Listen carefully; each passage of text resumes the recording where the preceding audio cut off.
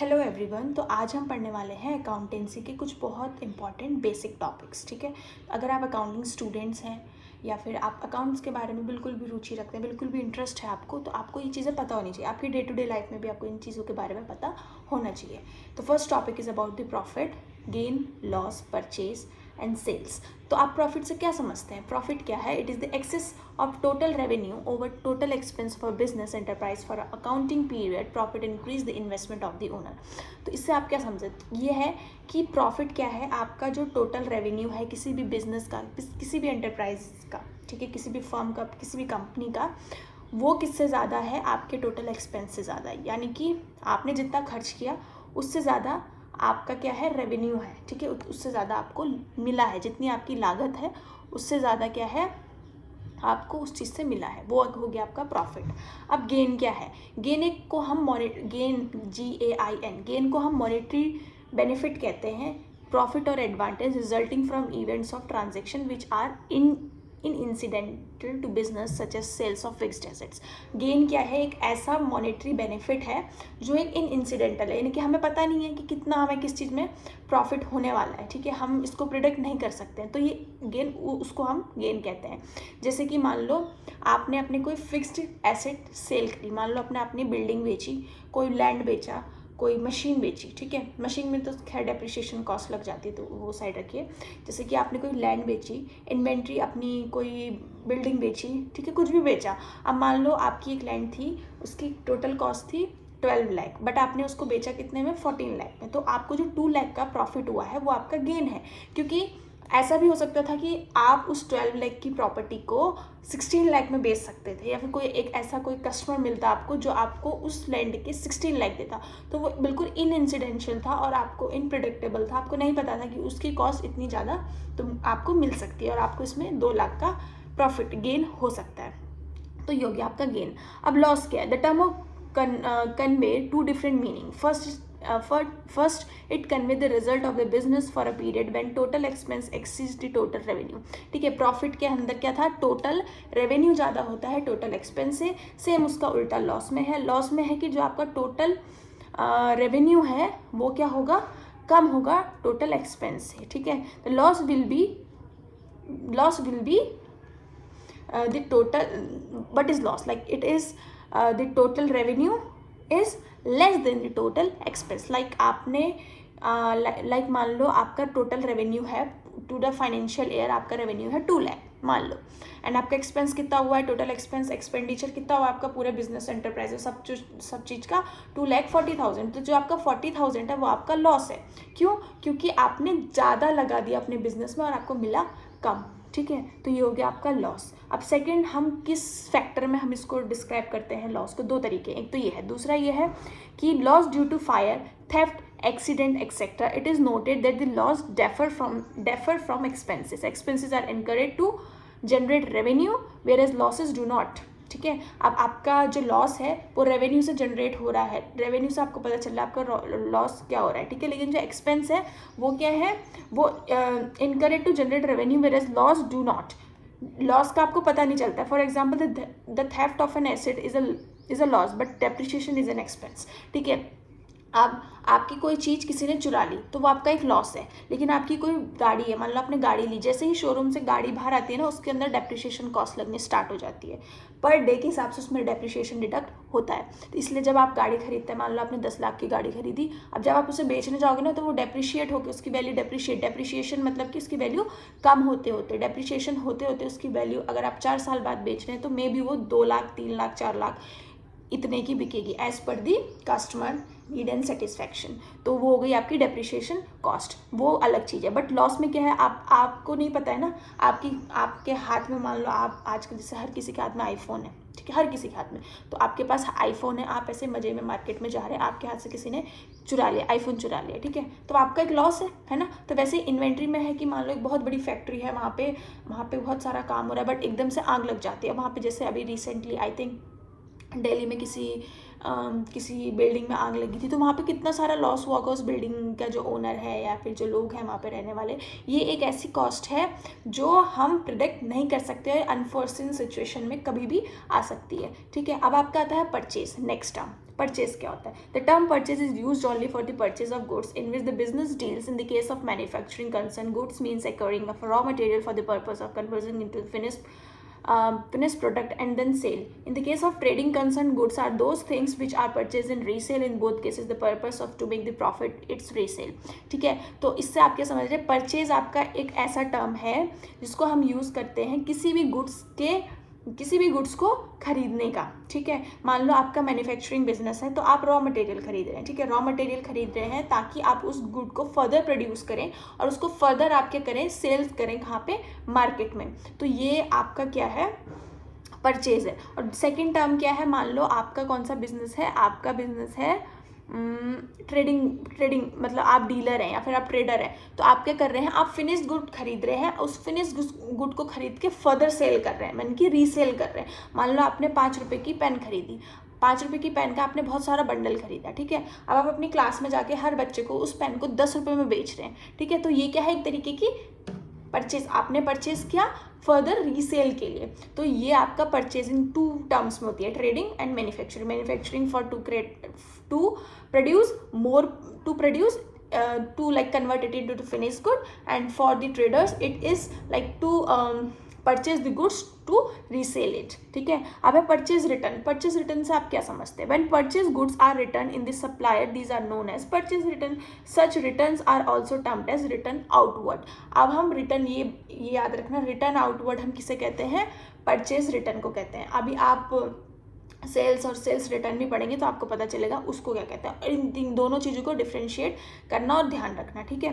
तो purchase return है when purchase goods are return to the supplier, these are known as purchase return. जब आपने कोई good खरीदा और आप वो वापस सप्लायर को दे रहे हैं, मान लो, तो वो आ गया आपको परचेज रिटर्न। तो आपके लिए मान लो आप क्या हो? आप इन्वेंट्री वाले हो, ठीक है। आपकी एक फर्म है, आपने 10 LCD खरीदी, ठीक है। 10 LCD खरीदी, जिसमें से आपने बात कर ली थी, बल्क में खरीदी। आपने जो ओनर था उससे बात कर लिया कि ठीक है, जब जितनी यूज़ होगी हम यूज़ करेंगे, नहीं तो हम आपको वापस कर देंगे। या फिर कुछ ऐसा हो जाता है कि आप पैसे नहीं दे पाते हैं, तो जो ओनर होता है वो बोलते हैं कि भाई लाओ मेरा सामान वापस करो, तो वो क्या? आपका परचेज रिटर्न, ठीक है। तो आपकी जो अकाउंटिंग वैल्यू, जो आपकी जनरल थी, जो आपका अकाउंट जो आपने बनाया होगा, उसमें से परचेज रिटर्न तो क्या होगा? डिडक्ट होगा। क्यों? क्योंकि आपने वो चीज़ वापस दे दी है, लेकिन सेल्स जब जो बेच रहा है आपको, उसके में वो चीज़ क्या हो जाएगी? ऐड हो जाएगी। क्यों? क्योंकि उसने वो चीज़ अपनी वापस ले लिया, यानी कि वो इन्वेंट्री उसकी वापस आ गई, तो उसके ऊपर वो वापस बाहर आ गया ना, है ना। आपने किसी का लोन लिया, आपने उसको लोन दिया, ठीक है, तो आपका तो भाई बाहर तर गया, मैंने लोन दे दिया। बट जिससे आपने लोन लिया था, आपने उसका पैसा वापस कर दिया, तो उसके अकाउंट में वो पैसा आ गया ना, तो वो अकाउंट में उसका पैसा ऐड हो जाएगा। समझ गए? ये हो गया आपका परचेज रिटर्न। अब है आपका sales. Sales means transfer of ownership of good और service to customer for a price. इसका मतलब है कि आप किसी भी चीज़ की ओनरशिप, आप किसी भी बंदे को या किसी भी इंसान को या फिर किसी भी व्यक्ति को, किसी भी इन्वेंट्री को, किसी को भी आप क्या करते हैं? हैंड ओवर कर देते हैं। मान लो ये मेरा है, ठीक है, ये एयरपॉड मेरा है, ठीक है। अब मैं इसको बेच रही हूँ, मैंने इसको बेचा, तो ये अब मेरा नहीं है, जो मैंने जिसको दिया है उसका हो गया, है ना। बट उसके इन रिटर्न मुझे क्या मिला? प्राइस मिला, मुझे एक पैसा मिला। तो ये होता है हमारा sales. For example, if Tarun sales a computer to Varun, the ownership of computer will be transfer to Tarun to Varun. यानी कि ये तरुण का था, उसने ये बेच दिया वरुण को, अब इसकी ओनरशिप किसकी हो गई? अब ये किसका कहलाएगा? तरुण का कि वरुण का? ये कहलाएगा वरुण का। तो ये होता है आपका सेल्स, ठीक है। तो अब है the term sales is use only for the sales of those goods which are purchase for resale purpose. अब सेल्स में हम उन्हीं टर्म्स को लाएंगे, वही वाले गुड्स होंगे जिनको हम रीसेल कर पाए, ठीक है। अब मान लो कोई ऐसी चीज़ है जिसको आपने खरीदा बट आप उसे अब बेच नहीं सकते हो, तो वो टर्म आपका सेल्स में नहीं आएगा, ठीक है। It is also include revenue from the service provided to the customer. इसमें ये भी आता है कि आपने क्या रेवेन्यू प्रोवाइड करी कस्टमर को, ठीक है, कि रेवेन्यू मतलब क्या रेवेन्यू आपको उससे जनरेट हुआ, जो आपने सेल्स उसे सर्विस प्रोवाइड करी। The term sales is never use for the sale of assets. For example, if the cloth dealer sales cloth, it will termed as sales. But if this some cloth dealer sells old furniture or a typewriter, it will not termed as sales. ठीक है, sales कभी भी वही terms हमारे sales में आएंगे जो non asset हो, मतलब एसेट्स ना हो, हमारे बिजनेस का कोई एसेट नहीं है। मानो मेरे पे लैंड था, मेरे पे एक मात्र लैंड था, वो भी मैंने बेच दिया, तो अब मैं सेल्स कहाँ से करूँगी, अब मैं फर्दर प्रोड्यूस कहाँ से करूँगी, तो वो मेरा सेल्स में नहीं आया, क्योंकि वो मुझे कोई प्रॉफिट नहीं दे रहा है, क्योंकि वहाँ पे मुझे नुकसान हो रहा है ना। अब मैं नहीं, मेरे पे कोई ज़मीन नहीं है, मैं कोई बिजनेस नहीं कर रहा हूँ, तो ये मेरा बहुत बंच का ओवरऑल बहुत बड़ा नुकसान है, बहुत बड़ा लॉस है। तो वैसे ही एक छोटा सा यहाँ पे इन्होंने एग्जाम्पल दिया है। मान लो एक डीलर है जो क्या करता है, कपड़े बेचता है, ठीक है। अब कपड़े बेचता है, लेकिन उसने अपना ओल्ड फर्नीचर बेच दिया क्योंकि उसको नया वाला लाना था। तो जिसको नया वाला लाया, तो वो उसका क्या है, वो सेल्स में नहीं काउंट होगा। क्यों? क्योंकि वो उसके बिजनेस से रिलेट नहीं है, उसने अपने पर्सनल यूज़, अपने मतलब पर्सनल क्या कहते हैं, अपने मतलब अपने पर्सनल आइडिया से, अपने पर्सनल थॉट से उसको बेचा कि चलो मुझे इसकी ज़रूरत नहीं, इसको बेच देता हूँ, इससे कुछ तो मुझे मिलेगा। बट वो उसका प्रॉफिट भी नहीं है, वो उसका रेवेन्यू भी नहीं है। क्यों? क्योंकि जब उसने वो फर्नीचर खरीदा होगा, तो फर्नीचर मान लो उसका 2 लाख का होगा, बट अब उसने जब वो बेचा, क्योंकि वो ओल्ड हो गया, तो 2 लाख का तो बिकेगा नहीं, कम का बिकेगा, तो उसकी कॉस्ट क्या हो गई, डेप्रिशिएट हो गई। तो वो ना उसका सेल्स में आएगा, ना रेवेन्यू में आएगा, ना प्रॉफिट में आएगा, वो जस्ट उसकी एक इनकम है जो उसने उस ओल्ड फर्नीचर को बेच के ली है, ठीक है। तो वैसे ही सेल्स रिटर्न क्या है, some customer might return the goods to them, those are termed as sales return और रिटर्न इनवर्ड, ये याद रखना। और परचेज रिटर्न क्या था, रिटर्न आउटवर्ड, यानी कि मैंने अपना चीज़ लिया हुआ बाहर वाले को वापस कर दिया, तो वो रिटर्न आउटवर्ड। और सेल्स रिटर्न रिटर्न इनवर्ड, क्यों, मैंने कुछ बेचा था, अब वो मेरे पास वापस आ गया, तो वो हो गया रिटर्न इनवर्ड। ये 2 टर्म्स याद रखना, purchase return, sales return. Purchase return, purchase हमने कोई चीज़ बेची, परचेज रिटर्न बेची हुई चीज़, हमने कोई चीज़ खरीदी। परचेज रिटर्न मैंने कोई चीज़ खरीदी हुई वापस कर दी किसी और को, तो वो आउटवर्ड। सेल्स मैंने कोई चीज़ बेची, और बेची यानी कि सेल्स, मैंने कोई चीज़ वापस ले ली यानी कि रिटर्न इनवर्ड, वो अंदर आ रही है, मेरे पास वापस आ रही है, ठीक है। मैं एक परचेजर भी हूँ, मैं एक सेलर भी हूँ, ठीक है। तो दोनों टर्म्स में हमने याद रखना है, आउटवर्ड इनवर्ड, परचेज सेल्स, ठीक है, याद रखना। अब है स्टॉक और stock in trade. The term stock include the value of those goods which are purchase और reselling and while lying unsold at the end of accounting period. The stock may be 2 types, ठीक है। अब stock और stock in trade, stock को हम stock in trade भी कहते हैं, ठीक है। अब स्टॉक क्या है, स्टॉक को हम वो value of goods which are purchase for reselling which are lying unsold at the end of the accounting period, यानी कि स्टॉक वो टर्म है कि मान लो आपने कोई चीज़ खरीदी, मतलब परचेस करी कोई चीज़ बेचने के लिए, लेकिन eight the end of accounting period वो चीज़ आपके पास बच जा रही है। क्योंकि जब जो अकाउंटेंसी है उसमें हम किसी भी बिजनेस का पर डे का प्रॉफिट नहीं देखते हैं, कुछ होते हैं क्वार्टरली देखते हैं स्मॉल बिजनेस, बस जो बिग इंटरप्राइजेज होती हैं उनका क्या होता है, एनुअली, क्वार्टरली या फिर 6 मंथ में ऑडिट्स होते हैं, ठीक है, ऑडिट्स होते हैं। वैसे ही फाइनेंशियल ईयर में पता चलता है कि पूरे फाइनेंशियल ईयर में हमें कितना प्रॉफिट हुआ हमारे बिजनेस में, हमारे फर्म में, हमारे इंटरप्राइज में, ठीक है। तो जितना देखो मैंने कुछ खरीदा, मान लो मैंने छोटे से एग्जांपल दे रही हूँ, मान लो मैंने 10 बियर की कैन खरीदी, ठीक है। तो अब मैंने 10 खरीदी, उसमें से मैंने 4 तो बेच दी, बट मेरी 6 अभी भी इन स्टॉक है, ठीक है। तो वो जो मेरी 6 इन स्टॉक हैं, जो मेरे पास 6 अभी भी बची हैं, वो क्या हो गया, मेरा क्लोजिंग स्टॉक हो गया दिस फाइनेंशियल ईयर, और मेरा नेक्स्ट फाइनेंशियल ईयर के लिए वो मेरा ओपनिंग स्टॉक हो जाएगा। क्यों? क्योंकि अभी मेरे पास वो 6 बची हैं 31 मार्च तक।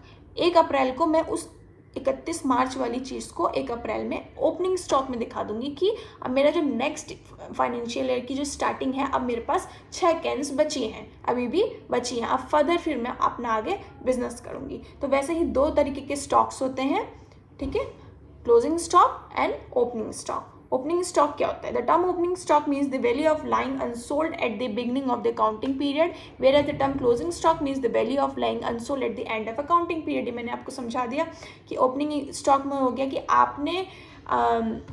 आपके पास जो स्टॉक है पिछले साल की एंड में जो बचा हुआ था वो हो गया आपका ओपनिंग स्टॉक। क्लोजिंग स्टॉक क्या है? इस साल के एंड में जो भी स्टॉक आपका बचा है नेक्स्ट ईयर की ओपनिंग स्टॉक के लिए, वो हो जाता है आपका क्लोजिंग स्टॉक। इतना क्लियर हो गया। फिर है इन्वेंट्री। इन्वेंट्री क्या होता है? The term of manufacture there there can be open and closing inventory of 4 types, ठीक है। इन मैन्युफैक्चरिंग केसेस में 4 तरह की इन्वेंट्री होती है, inventory of raw material, inventory of work in progress, inventory of finished goods, inventory of stock in trade. तो inventory of raw material क्या है?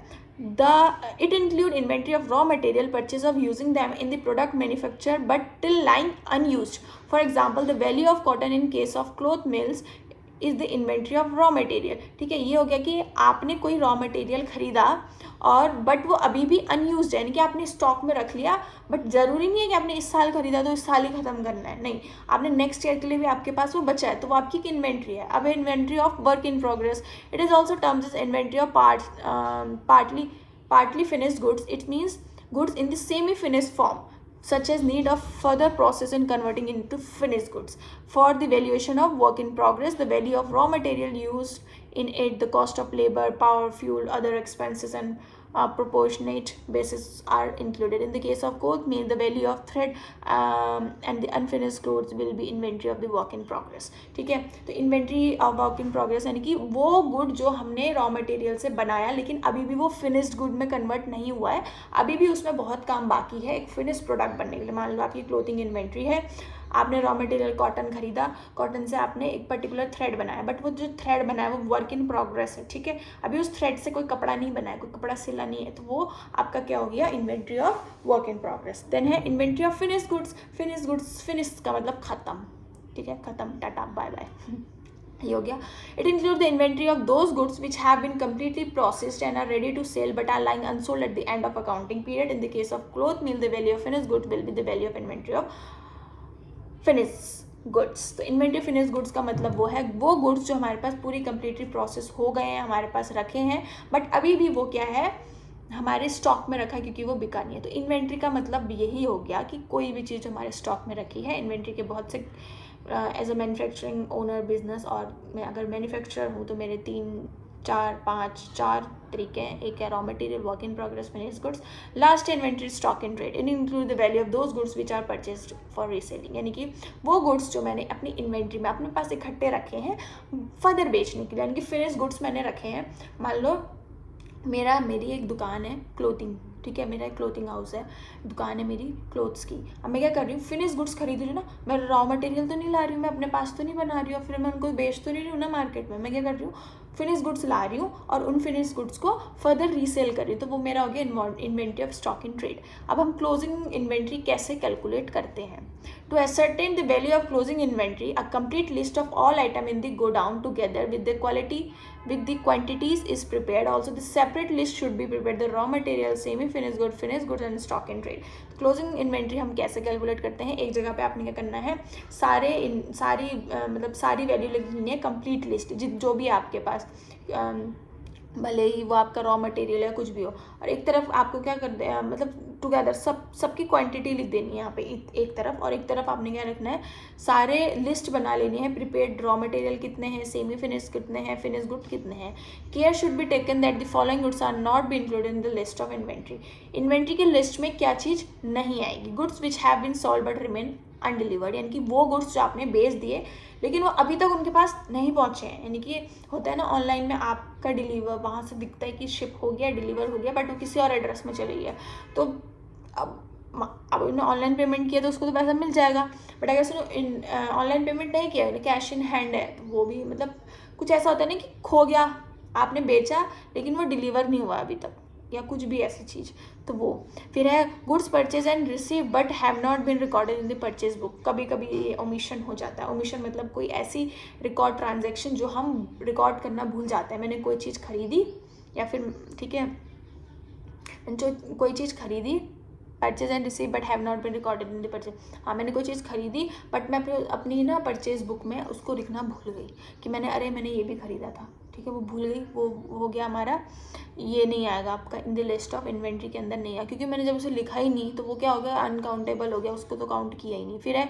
Following goods should be included in the list of inventory. अब inventory के अंदर क्या क्या goods आएंगे? Goods send to the customer on sales on return basis, यानी कि मैंने कोई भी गुड बेचा, किसी कस्टमर को ऑन द रिटर्न बेसिस मेरा ख़राब सामान आया था, मैं किसी और का ख़राब सामान आया था, एज अ ओनर मेरे को क्या करना है, मेरी रिटर्न पॉलिसी है तो मुझे वो रिटर्न करना है, तो वो मुझे अपने इन्वेंट्री बुक में लिखना पड़ेगा, अपने परचेज बुक में लिखना पड़ेगा। Good send to the agent for sale but remain lying on them as unsold. ठीक है, मैंने तो बेच दिया ना अपनी तरफ से, मैंने एक एजेंट को अपनी तरफ से बल्क में कपड़े बेच दिए, ठीक है, बट अब उसका काम है वो बेचे ना बेचे, तो मेरी तरफ से तो वो चले गया है ना, मेरे को तो उससे प्रॉफिट रेवेन्यू जनरेट हो गया।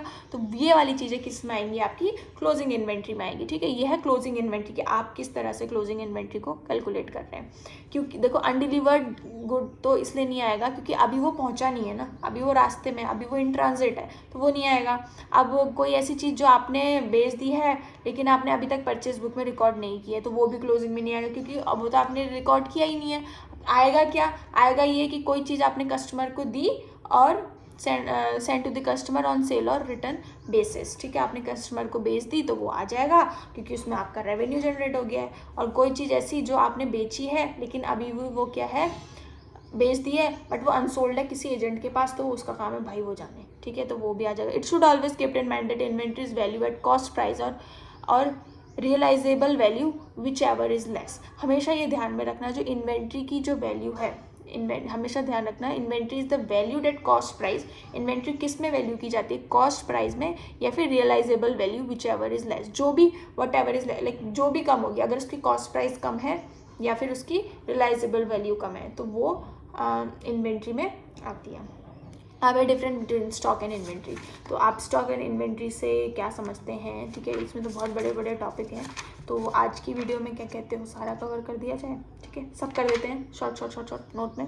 अब इन्वेंट्री, अब उससे आप क्या समझते हो, ठीक है, stock refers only the value of those goods which are purchase और resale and which are lying unsold at the end of accounting period, whereas inventory is wide terms which include the stock also. Stock क्या है, वो सारी चीज़ें जो भी resale करने के लिए या हमने परचेज करी हैं और जो भी जितना भी हमारा अकाउंटिंग पीरियड के एंड में बचा है वो सारा हमारा स्टॉक है, मेरे पास सारा ही स्टॉक रखा है।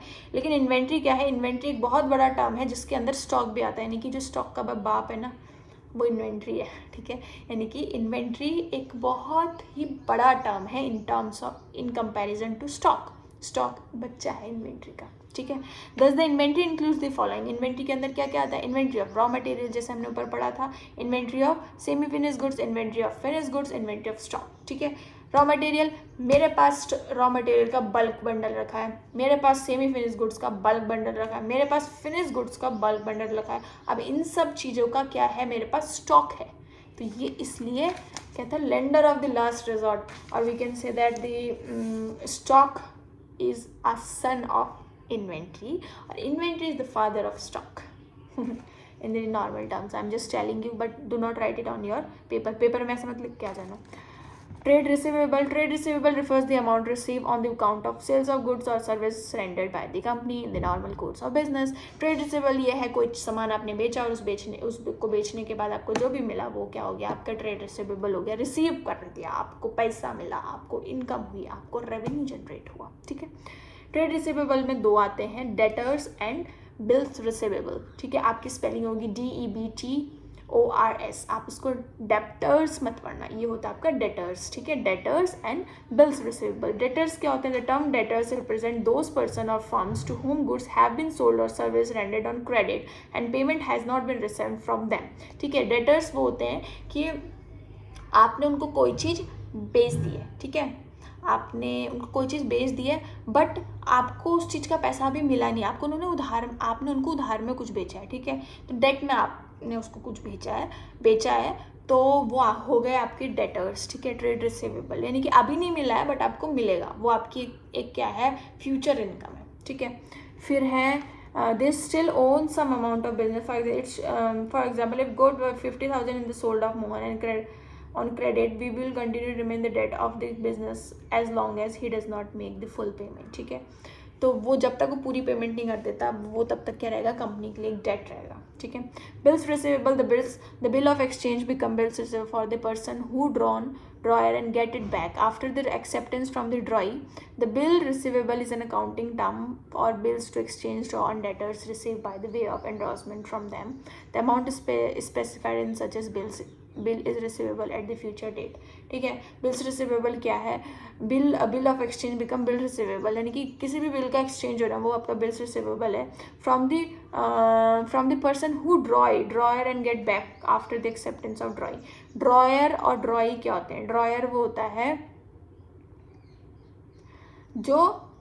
जो बिल ड्रॉ कर रहा है, जो दे रहा है, ठीक है, और आफ्टर एक्सेप्टेंस फ्रॉम द ड्रॉई, यानी कि मैंने बिल एक्सेप्ट कर लिया तो वो मैं हो गई ड्रॉई। दस bills receivable is an accounting term for bills of exchange.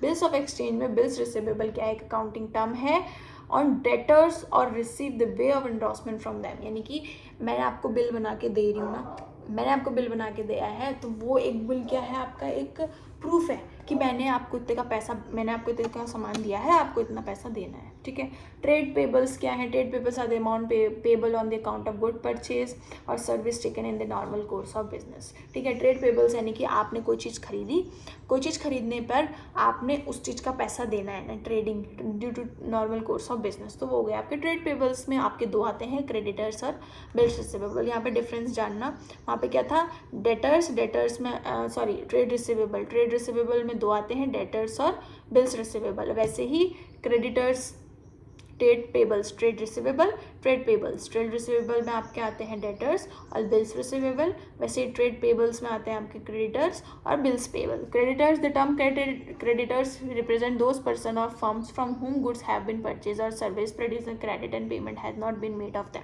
जैसे वहाँ पे क्या था डेटर्स में कि मैंने सामान बेचा है उधार में, अब यहाँ क्रेडिटर्स में है मैंने सामान लिया है उधार में, तो यहाँ समझ गए होंगे। बिल्स पेबल वह है the bills of exchange become bills pay for the person who accepted and return it to the drawer. ठीक है, यानी कि मेरे को उन्होंने कुछ बिल दिया होगा ना बना के, तो मैं क्या हो गई यहाँ पे? ड्रॉई हो गई, और मेरे को किसको देना है? ड्रॉयर को देना है, तो ये हो गया आपका bills payable. The bills payable is accounting terms of the bills of exchange in the favour of the creditors. ये किसके फेवर्स में होता है? क्रेडिटर्स के फेवर्स में होता है, क्योंकि मुझे पैसा देना। और जो बिल्स रिसीवेबल होता है वो किसके फेवर में होता है? वो भी मेरे फेवर में है, क्योंकि मैं यहाँ पे ओनर हूँ और यहाँ पे मैं कस्टमर हूँ, तो मेरे में है, बट वो किसके ऊपर है? वो डेटर्स की फेवर में है, और ये किसके फेवर में है? ये क्रेडिटर्स के फेवर में है। ठीक है, अब गुड्स से आप क्या समझते हैं? गुड्स इंक्लूड और those things which are purchase और resale which are be use producing the finish goods, producing the finish product which are also meant to be sold. Goods वो सारी चीज़ें जो भी आप परचेज करते हो रीसेल करने के लिए, और which are use for producing finish good, और जिनको हम यूज़ करते हैं फिनिश गुड बनाने के लिए, वो सारे हमारे गुड्स होते हैं। Which are also meant to be selled, और जिसको हमें बेचना है। रॉ मटेरियल मैंने खरीदा, वो भी मेरा गुड है। मैंने कंप्लीट टी शर्ट्स खरीदी, वो भी मेरा गुड्स है। क्यों? क्योंकि रॉ मटेरियल मैंने खरीदा फर्दर प्रोडक्शन के लिए, और टी शर्ट्स मैंने खरीदी फर्दर सेल्स के लिए। फर्दर प्रोडक्शन के बाद रॉ मटेरियल का जो भी मेरा फिनिश गुड बना है उसको भी मैं फर्दर सेल करूँगी। तो दोनों टर्म्स दोनों चीज़ किस में आती हैं? आपकी गुड्स के अंदर आती हैं। दस for the future dealer purchase of chairs and table systems is good, यानी कि फर्नीचर डीलर है। ठीक है, तो उसके लिए गुड्स क्या है? टेबल चेयर जो भी है गुड्स है। While other it is furniture and it is termed as asset, लेकिन औरों के लिए क्या है? वो एक एसेट है। कैसे? फर्नीचर डीलर है, फर्नीचर डीलर है, उसके लिए वो इसलिए गुड्स है क्योंकि वो उस चीज़ को अगर बेचेगा तो उसको उससे पैसा मिलेगा। ठीक है, लेकिन अगर मैं नॉर्मल इंसान हूँ, नॉर्मल अपने बिजनेस के लिए फर्नीचर खरीद रही हूँ, तो वो मेरा एक एसेट है, क्योंकि वो मैंने एक बार खरीद लिया तो मेरे वो बिजनेस में काम आएगा। बट जो ओनर है उसने उसको खरीद लिया, बट जो फर्नीचर डीलर है वो क्या करेगा? उसको फर्दर सेल करेगा, तो इसलिए उसके लिए वो गुड है। ठीक है, कॉस्ट क्या है? Cost can be term as the amount of source which can be exchange for some goods and service. The source which can be money on money evaluate express in terms of money. The Chartered Accountant Institute of Management Accounting CIMA London, ये याद रखना। The Chartered Institute of Management Accounting CIMA London has defined the term cost as follow. Cost is the amount of expenditure actual or notional incurred on attributable to the specific thing or activity. The specific thing or activity may be product, service or any activity, यानी कि cost की लागत। Cost का मतलब है लागत। किसी भी चीज़ में अगर हम पैसा लगा रहे हैं तो हमारी कॉस्ट है। कॉस्ट यानी कि हम पूछते हैं ना, अरे इसकी कॉस्ट क्या है, यानी कि इसकी लागत क्या है, इसका कितना पैसा लगेगा, है ना। तो cost of any goods and service और एनी थिंग, तो ये वो है। For example the cost of machinery will include the purchase price fridge and installation price expense etcetera, ठीक है। मशीन मैंने खरीदी तो मेरी परचेज प्राइस है, उसमें कुछ इंस्टॉलेशन प्राइस लगेगी, कुछ जो ट्रेडिंग जो भाड़ा लगेगा, जो वहाँ से यहाँ तक मेरी मशीन आएगी उसका जो ट्रैवल एक्सपेंस है वो लगेगा। तो ये सारे का है, पैसा लग रहा है ना, कॉस्ट लग रही है। फर्दर द एक्सपेंडिचर इनकरेड में एक्चुअल और नोटेशनल, एक्चुअल, ठीक है, नोटेशनल यानी कि एक्चुअल। तो expenditure accrued may be actual, जो एक्सपेंडिचर है वो हमारा एक्चुअल हो सकता है। The amount spend on the purchase of raw material the actual expenditure, whereas notational expenditure is the one which does not involve any cash outlay. Notational expenditure वो होता है जहाँ पैसे का कोई आउटले नहीं है, लेकिन मैंने रॉ मटेरियल खरीदा तो मेरा एक्चुअल एक्सपेंडिचर है, ठीक है, ठीक है आपका। फिर हो गया वेयर हो गया notational expenditure is conceptual and deem to be have incorrect, rent of own factory, ठीक है, इंटरेस्ट ऑन ओन कैपिटल, यानी कि वो आपका एक ऐसा एक्सपेंस है कि जो पैसे का नहीं है, इंटरेस्ट आपने जो किया है नोटेशनल है, ठीक है। आपको अगर रेंट ऑफ ओन फैक्ट्री, अपनी खुद की फैक्ट्री का या फिर किसी से ली हुई फैक्ट्री का रेंट है ना, तो ये आपका एक ऐसा एक्सपेंडिचर है जो फिक्स्ड नहीं है। मैं आपको आज रेंट बोल रही हूँ 5,000 है, कल मैं बोल रही हूँ आपको 5,500 देना पड़ेगा, 5,000 to 550। तो ये क्या आपका एक ऐसा एक्सपेंडिचर है जो आपको नहीं पता है ना, विच इज़ अनप्रिडिक्टेबल। अब है वॉचर्स क्या होते हैं। अब vouchers is the document which provide the authorisation to pay and the basis on which the business transaction are first all record in the books of accounting. The separate voucher is prepared for each transaction, it is specified the account to be डेट और debited or credited. The form of vouchers varies from the firm to firm, since vouchers are printed separately by different firm to its own in their own names. Vouchers are prepared by accountant and each vouchers are numerated and countersigned by an authorise person of the firm. Voucher एक ऐसा document है जो ये authorisation देता है payment on the basis of business transaction, यानी कि आप पर वाउचर, यानी कि आपको इस पर्टिकुलर चीज़ में इतना पैसा देना है, ये करना है, वो करना है। और ये कौन बनाता है? अकाउंटेंट बनाता है। हर एक वाउचर कैटेगराइज करता है कि पर्टिकुलर थिंग में कितना आपको पैसा बना, ये हुआ वो हुआ, ठीक है। ये होगा आपका वाउचर। डिस्काउंट क्या है? It is the rebate or an allowance given by the seller to the buyer. It's two types, ठीक है। डिस्काउंट क्या है? आपने कोई चीज़ खरीदी, आप देखते होंगे अरे आज तो 50% डिस्काउंट है, चलो भाई साड़ी खरीद ले, मम्मी बोलती है ना, चलो सूट खरीद ला तो 30% डिस्काउंट है। पर्टिकुलर किसी भी मॉल में, नाम नहीं लूँगी, किसी भी जगह पर डिस्काउंट है, मगर डिस्काउंट चला भाई, सेल्स परचेस करो, है ना। लिपस्टिक में नाइक, मतलब बहुत सारी नाम नहीं ले रही हूँ मैं, बट होता है, ठीक है। तो वो होता है आपका discount. Trade discount two type के होते हैं, trade discount, cash discount. Trade discount is allow the seller to the customer at the fix percentage on the list of catalog price on the goods. It is called a trade discount. It is not recorded in the books of account. It is deducted in the invoice and cash memo itself from the gross value of the goods, ठीक है। Trade discount ये है कि particular amount आपने ये कर दिया है, जैसे कि आपको मार्ट्स में होता है कि अगर आप इतने तक की खरीदी करेंगे तो आपका इतना % डिस्काउंट मिलेगा। तो और ये आपका कहीं पर रिकॉर्ड नहीं होता है। It is not books of account, it is not record in the books of account, it is deducted in the invoice और कैश मेमो। वो नॉर्मल आपके इनवॉइस से फिर कैश मेमो से डिडक्ट कर देता है। अब कैश डिस्काउंट क्या होता है? The discount is allowed to the customer by making prompt payment, it is called cash discount. For example, if a seller allowed 2% discount for payment within a week, it will called cash discount. It is record in the books of account. जैसे कि मान लो आपने loan लिया 10 लाख का और आपको बोला है आपको 2 साल में 10 लाख चुकाने हैं। अगर आपने 2 साल में 10 लाख चुका दिए, 10 लाख भर दिए, तो आपको क्या मिलेगा? 10% डिस्काउंट मिलेगा पर इंटरेस्ट में, या फिर आपका जो इंटरेस्ट है वो लास्ट ईयर का जो आपका इंटरेस्ट है वो डिडक्ट होकर डिस्काउंट होता जाएगा, मतलब कि आपको डिस्काउंट मिलेगा। ये भी हो सकता है। और या फिर क्रेडिट कार्ड्स में आपको डिस्काउंट्स मिलते हैं, है ना। तो आपकी कैश डिस्काउंट्स वो कि आपने क्या करना है, आपको पर्टिकुलर टाइम पीरियड दिया है और आपने उस टाइम पीरियड में अगर कर दिया तो आपको इतने का डिस्काउंट मिलेगा, ठीक है। अब गुड्स एंड सर्विस टैक्स, जिसको हम कहते हैं GST, जो आजकल हर चीज़ में लगते हैं। आप बोलते हैं तो GST, आप खाते हैं तो GST, आप चलते हैं तो GST, आप हकते हैं सॉरी मतलब आप कुछ भी करते हैं तो GST, ठीक है। फिर other important accounting terms. Entry, when a transaction और इवेंट इज रिकॉर्डेड इन, तो अभी इम्पॉर्टेंट तो यही थे। ये अदर इम्पॉर्टेंट जो टर्म्स हैं वो हम नेक्स्ट वीडियो में कवर करेंगे, जो आपकी 5 से 10 मिनट की वीडियो होने वाली है। ये आपकी वीडियो बहुत बड़ी हो गई है, 34 मिनट्स की, तो अभी आज के लिए इतना ही। अगर आपको अच्छा लगा हो तो कमेंट ज़रूर करना, लाइक ज़रूर करना, और कमेंट में आपको मुझे बताना आपको किस टॉपिक में पढ़ना है, किस टॉपिक को क्लियर करना है। बेसिक्स से एडवांस लेवल के अकाउंटिंग, इकोनॉमिक्स, बिजनेस में हर टॉपिक में आपको वीडियो प्रोवाइड करूँगी। आप जस्ट मुझे कमेंट में बता देना, और जिसने ये वीडियो एंड तक देखी होगी उसको मेरा पूरा इंट्रोडक्शन मिल गया होगा कि मैं किस किस सब्जेक्ट में, किस किस टॉपिक्स में वीडियो बनाऊंगी।